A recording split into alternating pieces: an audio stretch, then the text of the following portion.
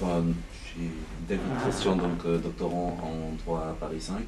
Donc tout d'abord, je vais commencer par vous remercier de nous faire l'honneur de votre présence. Merci. Ensuite, j'aimerais profiter donc de cette expérience que vous avez dans les trois mondes précités pour vous poser une question. J'aimerais savoir, selon vous, d'où doit provenir cette confiance. Est-ce que c'est une confiance qui doit émaner des mondes, donc des trois mondes précités pour arriver à une confiance, à une supra-confiance, ou alors est-ce que c'est une confiance qui doit venir d'un certain contrôle imposé?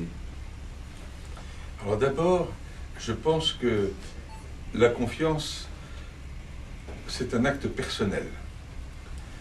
Je pense que c'est un songe creux que de vouloir que les institutions se fassent confiance. Ce sont les personnes qui sont à l'intérieur de ces institutions qui sont capables de confiance. Encore faut-il qu'en face, il y ait des personnes qui soient dignes de confiance. Alors, il y a des gens qui ne sont pas dignes de confiance. Et puis, il y a des personnes qui ne sont pas capables de faire confiance.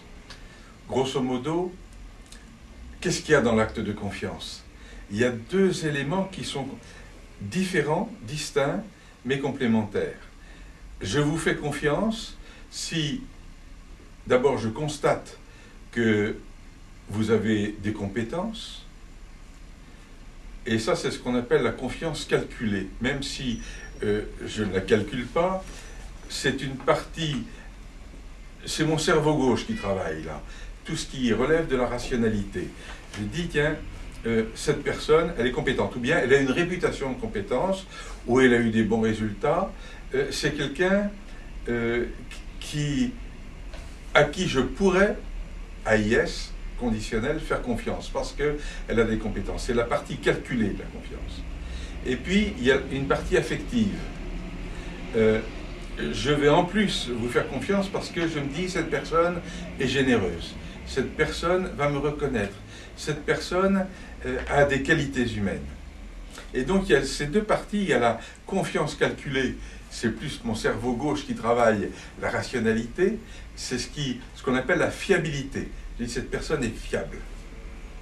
Parce que techniquement, elle a ce qu'il faut. Et puis, il y a une deuxième partie dans la constitution de la confiance, c'est la confiance affective. Je me dis, cette personne, elle est bien. C'est quelqu'un, elle est. Et ça ne s'appelle plus la fiabilité, c'est la foi. Et donc, j'accepte un risque avec cette personne. On peut courir un risque. Vous voyez, je suis un homme de bateau, j'ai beaucoup de voiles.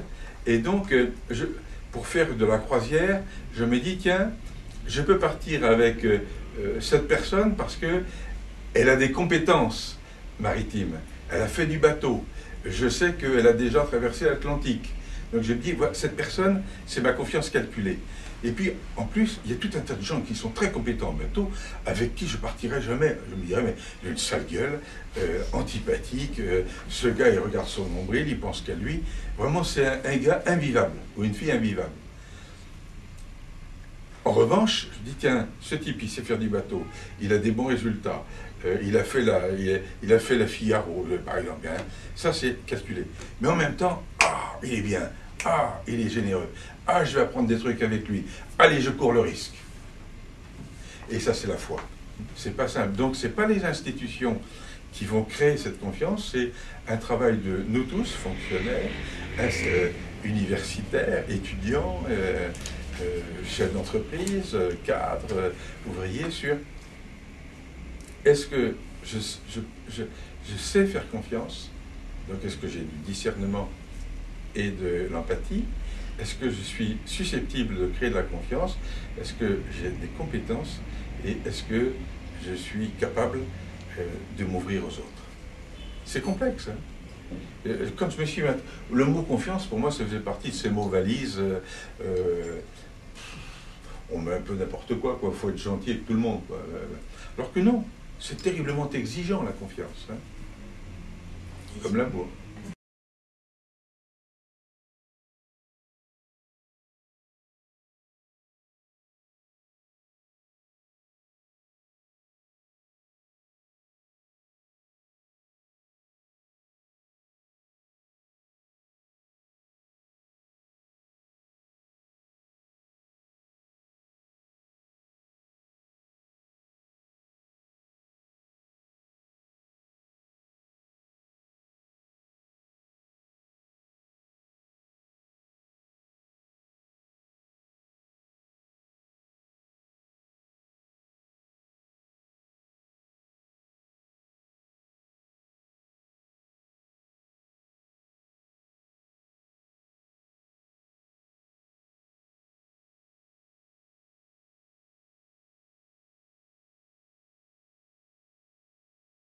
de ces